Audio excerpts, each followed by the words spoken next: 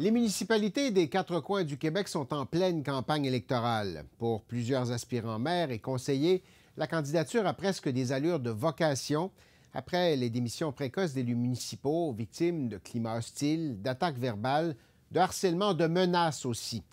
Dans ce contexte, pourquoi un citoyen voudrait-il se lancer dans l'aventure?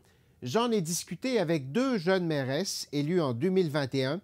L'une est de nouveau candidate cette année, l'autre a décidé de tourner la page. Catherine Fournier, Évelyne Baudin, bonjour.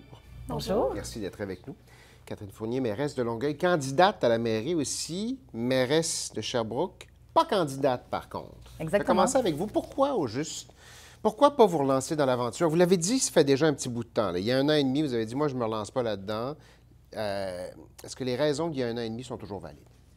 Oui, parce que c'est contextuel. Il faut comprendre, moi, je me suis présentée pour la première fois, j'avais 24 ans. C'était en 2013. Je n'avais pas été élue à ce moment-là, mais j'étais pas assez proche. Ça m'avait donné l'énergie pour fonder un parti politique municipal. Ça, c'est quand même prenant. Là. Donc, c'est de l'ouvrage, là. Wow. Oui, ça a été de l'ouvrage. Donc, de 2013 à 2017, je m'étais concentrée sur la formation du parti politique. Ensuite, j'ai été 4 ans conseillère municipale. Puis ensuite, je me suis présentée à la mairie, donc un autre 4 ans. Donc, au total, tu sais, j'ai commencé à 24 ans, je suis rendue à 37. Ça fait quand même le tiers de ma vie là, que je passe en politique municipale. Puis là, je veux poursuivre mon engagement, mais différemment. Est-ce que vous, Catherine Fournier, vous vous représentez, vous faites campagne présentement, enceinte, félicitations. Merci. C'est quand même pas simple. Est-ce que ça vous a déjà traversé l'esprit de dire, moi, je jette la serviette, ça me tente plus? Bien, c'est sûr qu'il y a des journées plus difficiles que d'autres. Je pense que le doute est sain en politique. Je crois qu'on doit toujours se poser la question à savoir, est-ce qu'on pense nous-mêmes qu'on est la bonne personne au bon moment pour accomplir ce rôle-là et ces fonctions qui sont non seulement très exigeantes, mais qui sont importantes pour l'avenir de notre communauté. Donc, oui, je me suis posé la question, puis je pense que c'est normal, mais finalement, la réponse à ces questions-là, c'était oui. Je pense qu'on a progressé énormément en 4 ans, mais en 4 ans, on n'a pas le temps non plus de voir la concrétisation de tous les projets qu'on a lancés. Donc, c'est la raison pour laquelle, moi, j'ai choisi de rester. Quand vous avez dit, bon, j'ai passé le tiers de ma vie en politique municipale, c'est peut-être le temps de faire autre chose. Est-ce qu'il y a un sentiment d'abandon? Bien, 12 ans, c'est quand même beaucoup, mais je vous dirais que ma crainte, c'était surtout que les gens perçoivent ça. Puis quand je dis les gens, je parle vraiment des jeunes filles, parce que, tu sais, c'est sûr que je suis allée, on va dans les écoles souvent parler aux jeunes, puis moi, je voyais les étoiles dans leurs yeux, puis je voulais pas qu'elles retiennent OK, elle a quitté parce que c'était trop difficile ou que finalement, peut-être que la société n'est pas prête pour ça. Tu sais, ma crainte, c'était surtout la perception chez les jeunes filles parce que c'est une des choses qui me tient beaucoup à cœur. C'est pour ça que je répète constamment que j'ai quand même fait un mandat comme conseillère municipale avant. Puis c'était un mandat, c'est quelque chose que j'ai adoré aussi, être conseillère. On expose beaucoup le travail des maires et mairesses, mais il y a des choses incroyables qu'on peut réaliser aussi en tant que conseiller ou conseillère. Est-ce qu'il y a une perception différente dans la tête des électeurs par rapport d'un maire versus une mairesse? Est-ce qu'on voit la façon de commencer la carrière ou de la terminer différemment? Je ne sais pas. Bien, c'est sûr qu'en 2025, même si on a fait beaucoup de progrès, il reste une différence entre les hommes et les femmes. Ouais. Moi, la principale différence que je vois, c'est que, puis que ce soit en politique ou dans un autre domaine traditionnellement masculin, ce qu'on remarque, c'est que souvent, les gens ont l'impression que c'est comme si on avait 10 ans de moins. Tu sais, un jeune homme qui est en politique va être beaucoup valorisé par le fait qu'il est jeune puis qu'il a beaucoup à offrir, alors qu'une jeune femme en politique va peut-être avoir un peu plus de difficultés à faire valoir son expérience. Donc, moi, il a fallu malheureusement que souvent, je remette de l'avant mes expériences parce que on l'oublie, tu sais, que j'ai une maîtrise. Est-ce que c'était tes adversaires qui te définissaient ainsi? Parce que moi, je dois dire que j'ai pas la même expérience.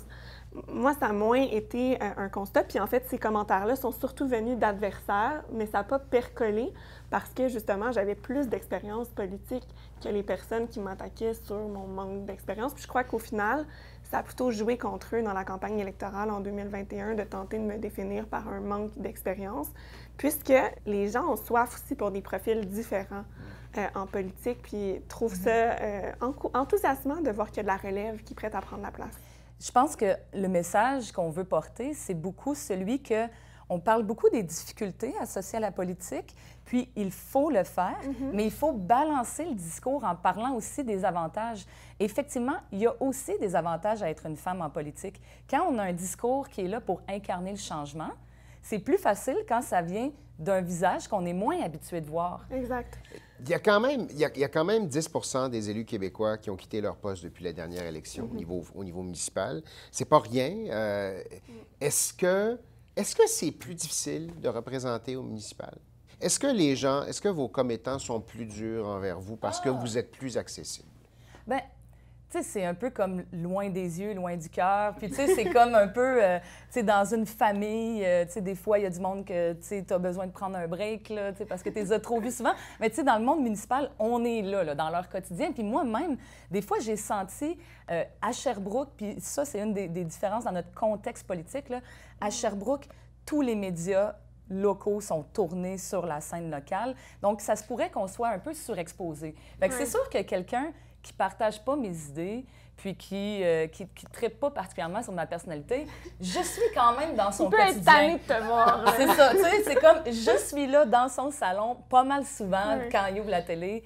Fait que c'est sûr que ça peut, tu sais, on est dans la proximité, c'est la beauté de la chose, mais comme une famille unie, ça vient avec plein d'avantages, bien, des fois aussi, ça peut venir avec certains inconvénients. Ceci dit, on parle beaucoup de la relation entre, justement, les commettants, les citoyens et les élus municipaux, puis cette proximité-là qui pourrait entraîner certains départs, sauf que l'Union des municipalités du Québec a un comité démocratie sur lequel j'ai l'occasion de siéger. Et le comité a mené une étude chez les élus démissionnaires.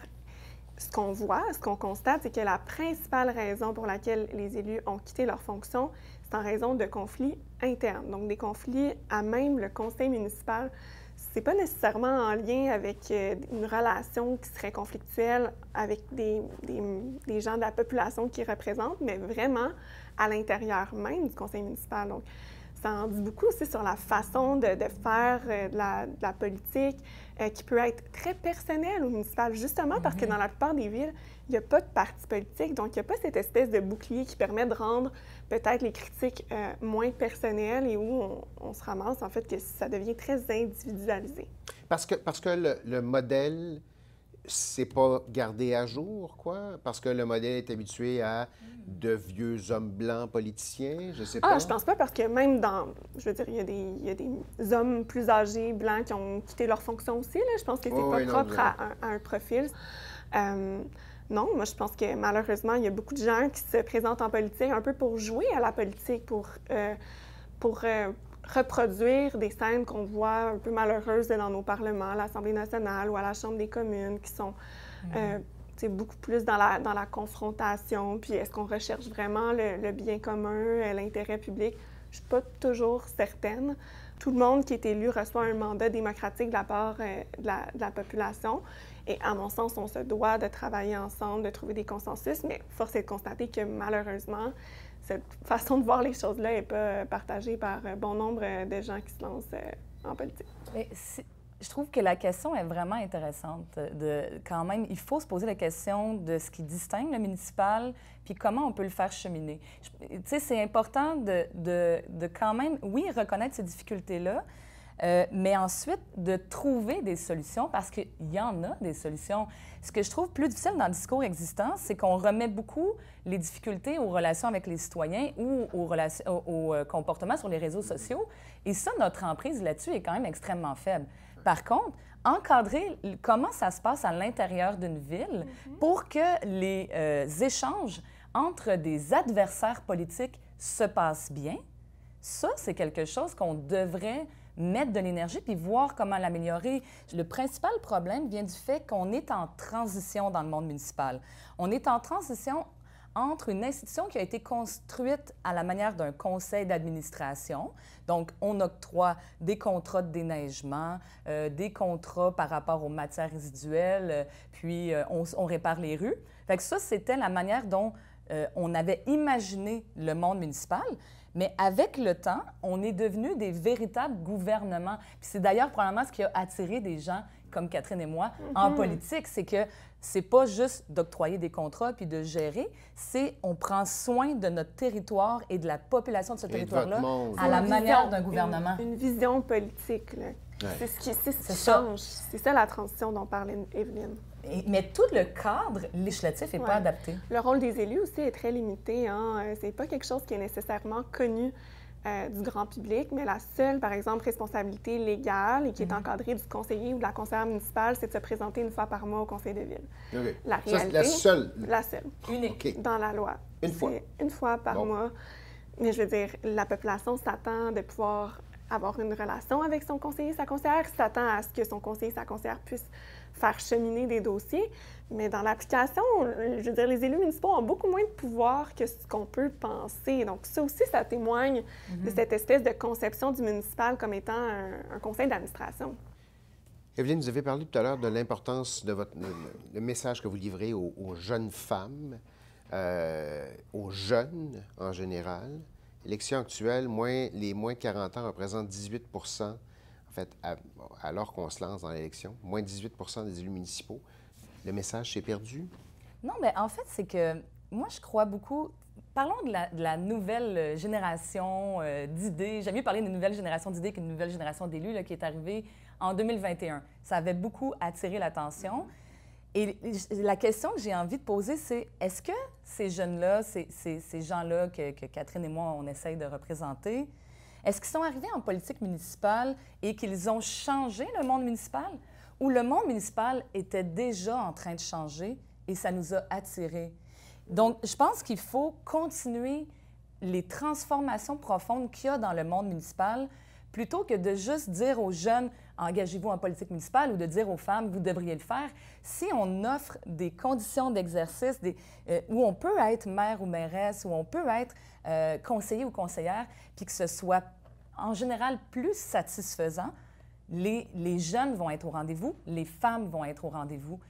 Catherine, qu'est-ce que vous diriez à un jeune ou une jeune qui hésite aujourd'hui ou qui n'a pas mis son nom là, dans la liste la semaine dernière quand la date limite est arrivée à échéance? La prochaine fois... Bien, de se préparer pour dans 4 ans. Je veux dire, il y a des comités consultatifs qui existent dans plusieurs villes où on peut vraiment s'investir en tant que citoyenne ou citoyen, mais déjà, de s'intéresser à la scène politique municipale, ça bouge, il y a de l'action, comme disait Evelyne, c'est en transformation actuellement. C'est là où on peut répondre aux plus grands défis là, de nos sociétés. J'en suis convaincue, puis le changement qu'on est capable de réaliser au plan local, mais il va avoir des répercussions. On voit que les idées progressent, font du chemin. Il y a de la place là, pour les jeunes et pour les femmes en politique municipale, manifestement. Il y a beaucoup de rattrapage à faire. On progresse très lentement, mais certainement qu'il y a une place à prendre. Je pense que plus il y en aura, bien, plus ça sera naturel aussi, parce que la représentativité puis les modèles, c'est sûr que c'est essentiel en politique. J'espère que ça aura convaincu des gens de nous écouter, de vous écouter ce matin. Catherine Fournier, Evelyne Baudin, merci infiniment d'avoir été des nôtres. Merci à vous. Merci.